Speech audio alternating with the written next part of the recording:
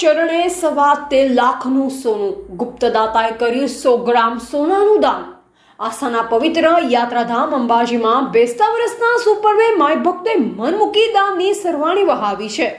નવા વર્ષના દિવસે જ અંબાજી મંદિર ટ્રસ્ટને ગુપ્તદાતા તરફથી અધધક કિંમતનું સોનાનું દાન મળ્યું છે, જે માતાજી પ્રત્યેની ભક્તોની અતૂટ શ્રદ્ધા દર્શાવે છે।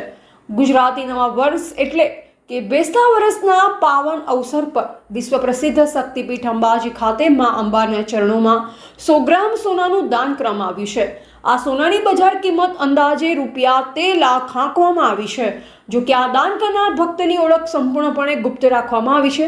દાતાએ પોતાની ઓળખાણ જાહેર કર્યા વિના માં અંબાના મંદિરમાં અમૂલ્ય ભેટ ધરી છે। અંબાજી મંદિર ટ્રસ્ટના ટેમ્પલ ઇન્સ્પેક્ટર પ્રવીણભાઈ ગોસ્વામીએ સોનાનું દાન વિધિવત રીતે સ્વીકાર્યું।